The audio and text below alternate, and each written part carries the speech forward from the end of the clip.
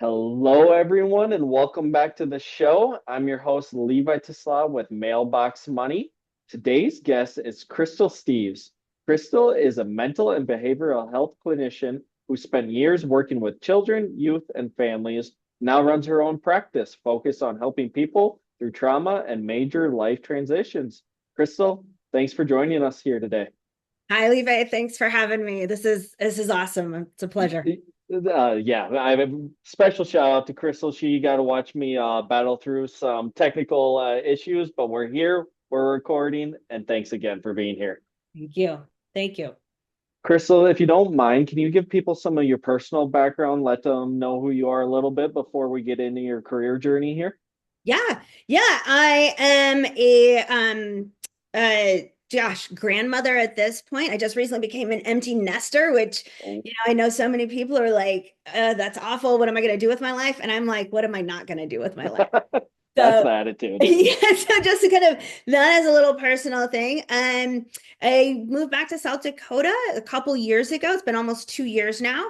I went ahead, in addition to kind of building my private practice, I went ahead and got on city council in Belfouche. So I'm a ward. Private practice wasn't enough. You need to add one more thing, huh? Exactly. I just got to keep flexible. It's Yeah. like meeting the people and meeting the people. So, yeah, so I'm grandmother, 5-year-old who's going on like 40 some days. Um, so keeps me on my toes, building my private practice and then just working with the city of Belfouche and trying to do my best in the role that sometimes doesn't feel like it's enough.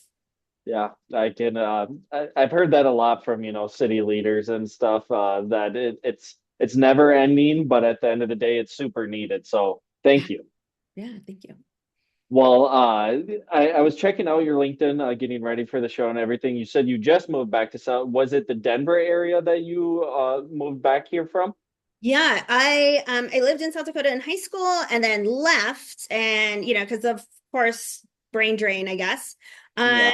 Got as far out as Chicago and then Wow. decided that was way too cold. I needed to get my West Coast butt back. And so I landed in Denver and I spent a little more than 33 years in Denver. What were some of the things you were doing while you were in Denver? Oh my goodness, bartending for many years. And then I hit a point where my daughter was old enough to kind of take care of herself. And I said, I'm going back to school. Yeah. And I ended up at Naropa in Boulder. It's a Buddhist university. And I said, I don't know what I'm going to do in this next chapter of my life, but I know I'm going to find it here. And through their kind of work there with the counselors, the school counselors, I put together my own degree. It's an interdisciplinary studies degree where I got to combine contemplative psychology. They put contemplative in front of everything because that's what makes it Buddhist. And uh, early childhood development education in there, and uniquely in the religious studies program were all the family systems classes. So I really kind of put together a degree to work with families in crisis.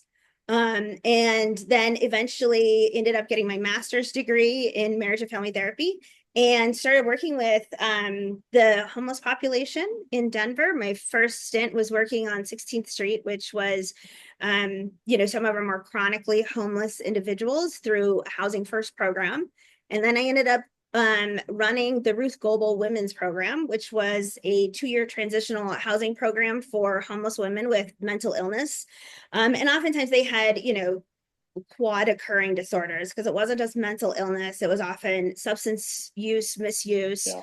And medical issues in there. And then, of course, other systemic issues with dealing with justice systems, child welfare systems, and all of that. And I loved those ladies. They were just amazing. I mean, it is something to see.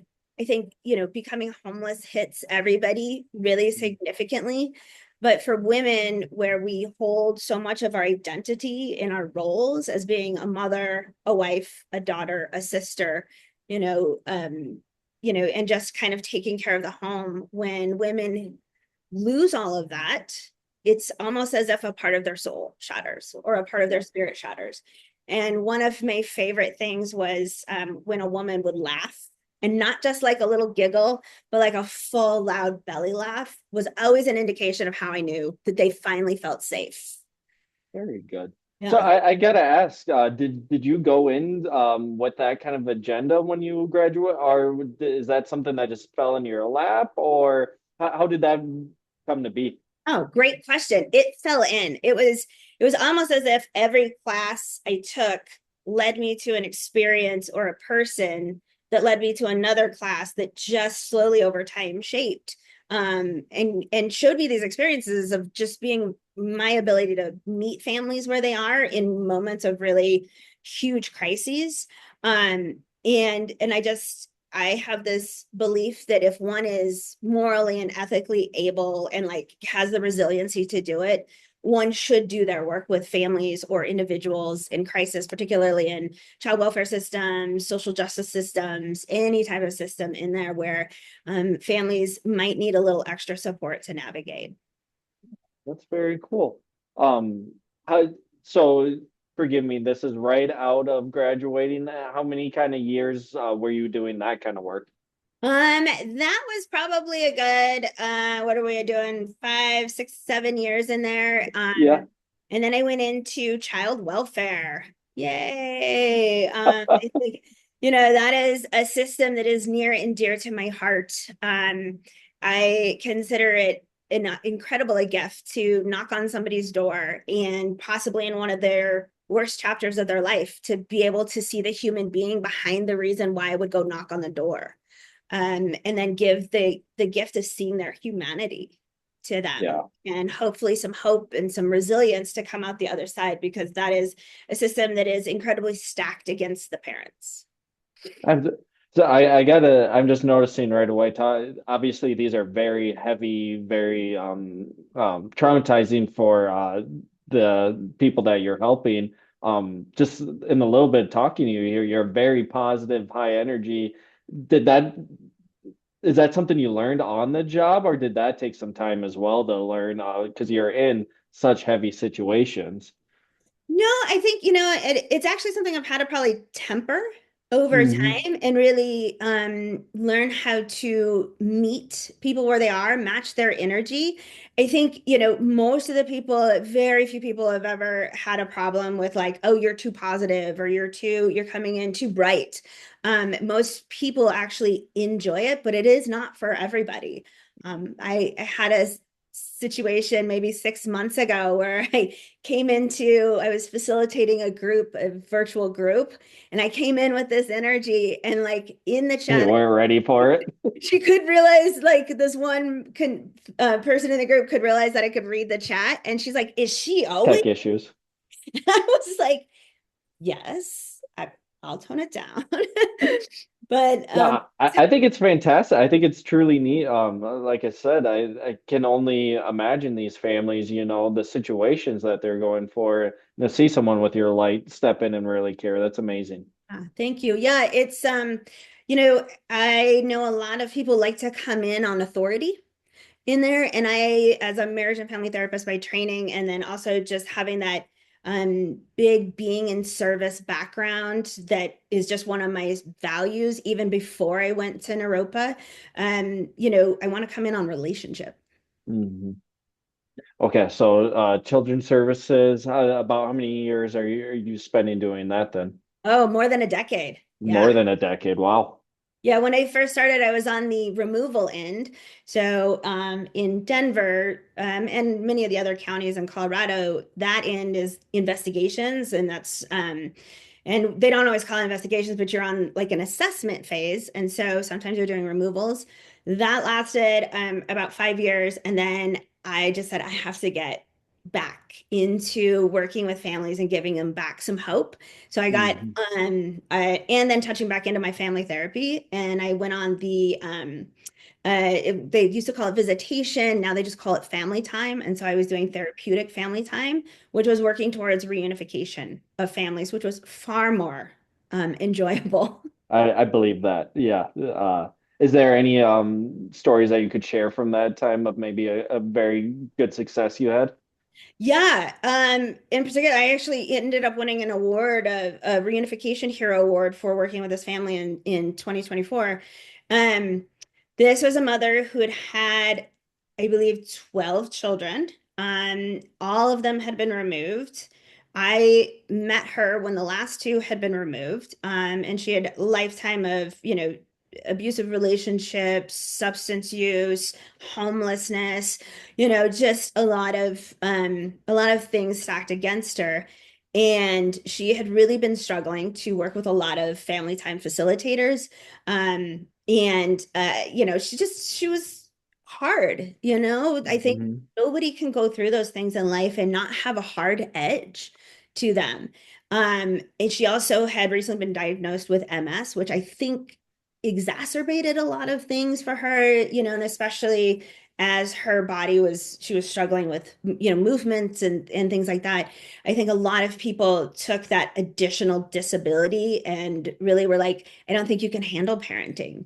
And so thankfully I was finally brought in, and I could see this beautiful human being who loved her kids and was just heartbroken at the system never seeing the human being that was behind all of that, behind the MS, behind the substance use, behind numerous relationships that were not positive for her, and worked with her for several months. And like within about 6 to 8 months, we were on track for reunification, and in less than a year, her kids were returned to her. And it was wonderful because then the department got to get out of her life. She got rid of all the attorneys and all of that. So, I'm um, sure there's no better feeling than helping being facilitate that oh yeah. process. Oh, my favorite thing is the last time I have to transport a kid to them. I get very excited about that. And, I get a lot of families who are like, well, aren't you going to miss us? I'm like, of course I'll miss you.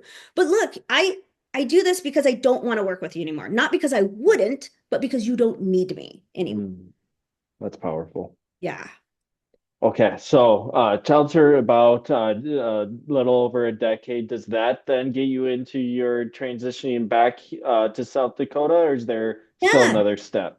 No, there's another step in there. You know, over a decade in child welfare, I started wondering, this I'm loving. I'm loving working with these families. I'm loving this reunification, and what else can I do with it? So I went back into private practice. I tried to do private practice years ago, and just, office space is what it was, and like all those logistics didn't work out. But because I had been doing so much therapy and working with people in the homes, my private practice evolved into going into people's homes. So now I was doing therapy in the home. I'd already been doing that basically for almost a decade. So it made Yeah. sense for me to transition into there in private practice. Um, and just kind of started, and then I got this crazy idea to move back to South Dakota. And I was because my son graduated high school, and it's like, well, what else am I going to do in the second half of my life when when he finally moves out, and I'm not tied to anything or anywhere.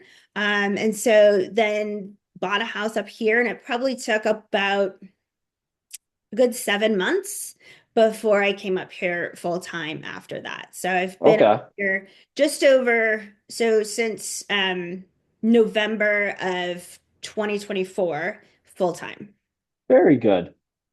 So yeah, I don't know if your private practice, does that have, is there a business name and everything, or is it just, It's my first and last name, Kristal Steeves LLC. I've there we go. a lot of things, wellness studio, all of this. I've had many iterations of it over the years.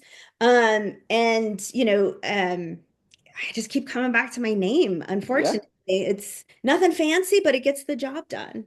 We like to, I always prefer the simple over the complex. So no, Yeah. I think there's nothing wrong with that. What's your business looking like today then, as you're running it, and out of Belfouche, South Dakota? Tell me what that looks like. Yeah. So licensed in both Colorado and South Dakota, still working with high acuity people. That is my jam. I love working with people who are just really at the hardest part of their life or their moment in life, not even all of their life. But I've been recently pivoting over the last couple of years, working mostly with families and youth. Mhm. I've started working with more and more older women. And as I myself have been experiencing perimenopause, it has become just a thing that I've seen in my practice, either through the virtual IOP program that I do therapy with, which is Charlie Health. Unfortunately, not available in South Dakota, but available in like North Dakota, Nebraska, Iowa, all of that. And I've just seen a growing number of women who come in their, mid to late 30s and on up into their 60s with depression, anxiety, rage, all of these things, brain fog, losing words, and being told, you just go to a therapist, just see a therapist. And I get to say, hey, wait, first of all, let's have a conversation about what's actually Yeah. on in your body. And that has just been really rewarding. And I've recently committed to making that full pivot of just these are my people now. I'm going to work with women, mostly women in their mid 30s and on up, as this transition can be so confusing and often not a lot of support in the medical community. Very good. So, typically, say someone who's seeking your help and everything like that, are you doing what's the proper teletherapy, or is that kind of what you're doing with them?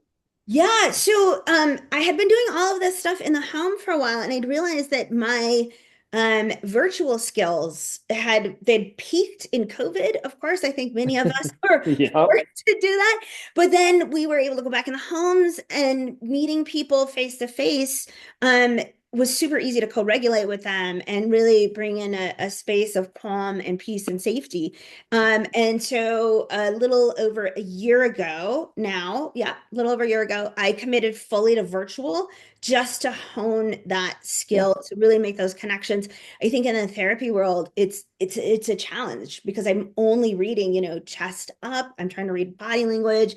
I'm trying to like co-regulate with somebody and connect with somebody. I'm not, before I had seen their home, I could see from their environment kind of what was going on. Well, yeah, no kidding. And now I'm going in a little less, having less like input in my Yeah, center. yeah, for sure. Do you ever ask that I get to have a tour of the home with the camera going on? I don't ask, but inevitably after a few sessions, people get real Someone's comfortable and they're like, "Hey, I got to show you my mudroom. I just organized this." Or, "Oh, look at my dogs." Like I have one woman I work with, and like if her dog's sleeping on like her and starts snoring, she'll like flip the camera around while we're like mid chat, and then all of a sudden I'm like looking at a dog that's like snoring loudly on her.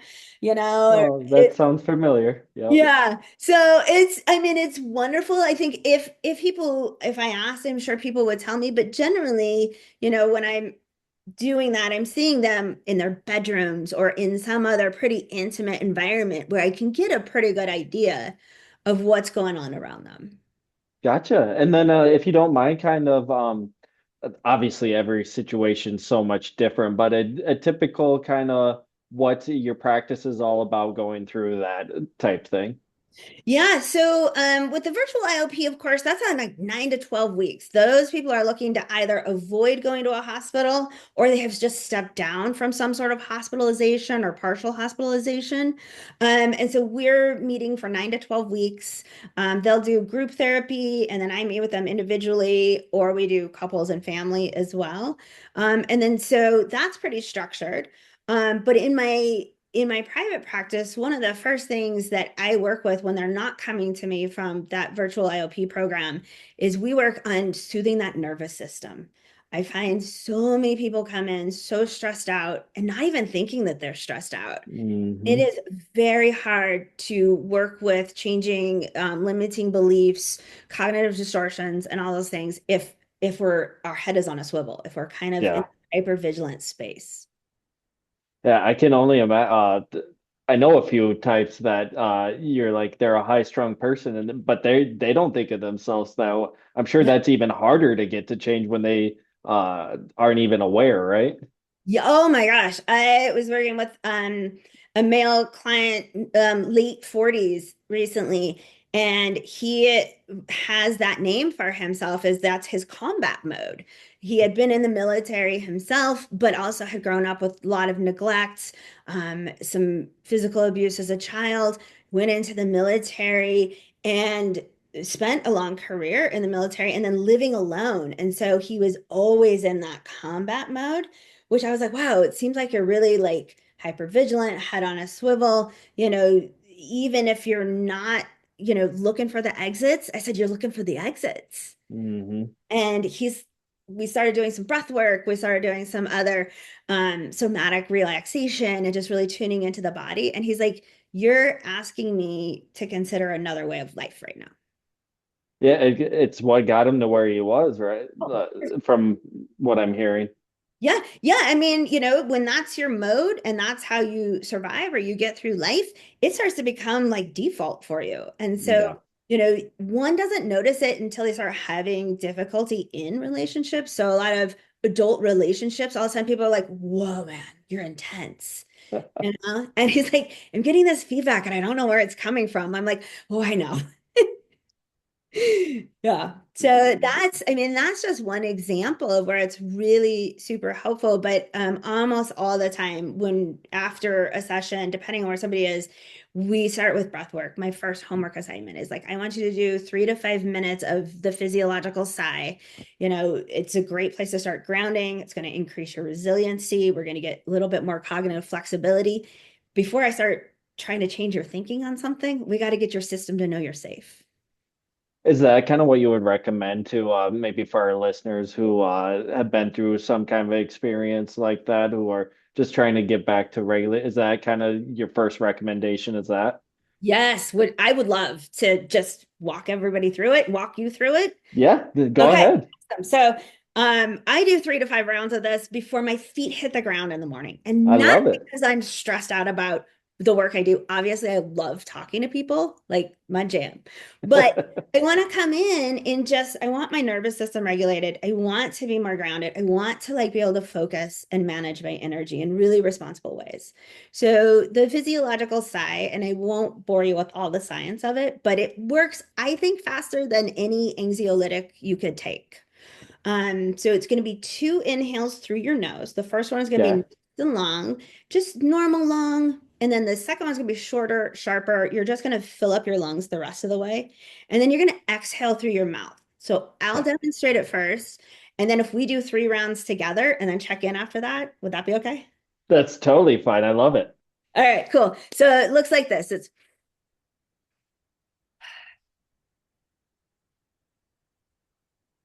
You just want to exhale all the way out. Don't I don't want to see like blowing candles out or like blowing through the small end of a wand, bubble wand there. Just let it out. Okay, So I'll say go. We'll do 3 rounds of this and then I'll just check in how you feel. Okay. that sounds great to me. All right, go.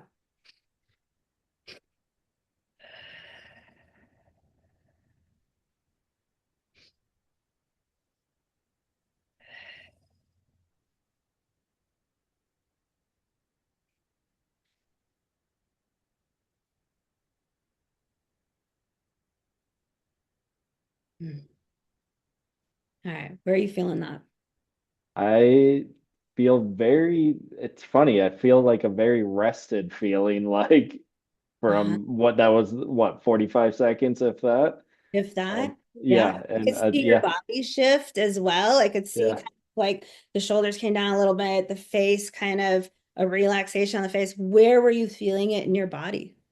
To be honest with you, I felt it in my eyes a lot. I don't know if it was just closing them or, but that's where I was getting a lot of feeling was in my eyes. Yeah. So part of it's getting that extra oxygen in there. But I kind of equate this like that tired feeling is like taking that foot off the stress gas pedal. Yeah. When we're in our sympathetic nervous system where we're kind of just going and getting stuff done, I mean, we have to. We're getting a little adrenaline, a little cortisol. Cortisol's pumping a little glucose into the cells, so we have the energy to get stuff done. But that's really tough on the system. And that's really tough if we're looking to like actually take in new information. So my goal is to start with that breath work so that we come down to a space. That's amazing. Yeah. And so I get some people say, oh, my belly, my like gut, like relaxed because some people will hold so much tightness. Yeah. Yeah. And so, yeah, but the tiredness, definitely, if you start yawning, that's when I know we've really taken the foot off the gas pedal. Maybe a little too much. Yeah. I have another one that I do that I've done with like the vagus nerve in the ear. And I made the mistake one time of doing that at the beginning of a group I was facilitating, and nobody wanted to talk. So, Everyone's ready for nap time, huh? exactly. They're like, can we just draw? And I was like, okay. No, I've always heard, I remember going back to psychology class in high school. That's pretty much my only experience with it. And I remember doing a mini meditative session, and he was like, I forget exactly. He's like, this equates to so many hours of sleep, and it's only a couple minutes, right? And so it truly does amaze me, and it makes me question why I don't do it more, right? Well, and Of that's where this breath work comes in because I started with telling people 3 to 5 minutes. Do this while you're making coffee in the morning because the average pot is like a 3 minute pot. Like it Yep, just makes sense. Do this while you're folding laundry. I try not to stack it on too many activities because the goal is to develop and cultivate an internal sense of safety and calm, not necessarily relaxation. I'm not asking people to be without some level of activity and be completely in their parasympathetic, but it is nice to take that foot off the gas pedal. absolutely. And Yeah. like you said, everyone could be using that nowadays, just a little bit release from there. Yeah. Oh, I do it, like I said, 3 to 5 rounds of it, not the full minutes before my feet hit the floor. I do that while I'm brewing some tea in the morning. I do when I'm driving in traffic. It's like it keeps me sane.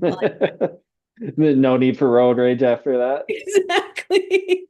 Although, going from Denver to Bell, I'm sure there's very little instances of road rage in Bellevue. No, very few. It is very different. I laugh. I have people who are like, I remember back in the day when it was like 2 cars at the stoplight and now it's seven. And I'm like, really? That's upsetting to you. My days, like my last year in child welfare, when I was transporting kids, I was in my vehicle 6 to 7 hours. And that's not Wow. including the 6 or 7 hours I was with clients. It was insanity. I'd be having to do a lot of breath work if it was that in Because people Denver. would say, I'd be like, Knuckles all tense. Yeah. Crystal, if you don't mind, for people who are looking to learn more about what you and you're doing, or seeing what's going on with the city council now that you're a member of there, where would you send people to learn more about both you and your practice? yeah, so if anybody's interested in Belle Fourche City Council, you can go to bellefourche.org, the www.bellefourche.org website, click on city government. There's all our council meetings, there's my wonderful picture there. Um, and then, of course, for private practice, I am currently working on developing a website, but I can be found on headway.com and psychologytoday.com, and both of those places will lead you back to the same spot, which is booking an appointment with me. Amazing. Yeah. Well, Crystal, thank you so much for walking us through both your story and then giving us a practical. That was my first experience of that on a show. People talked about things, but I loved the step-by-step walkthrough. So thank you so much. You're welcome. Thank you. Awesome. Thank you, everyone, for listening. We'll see you guys on the next one.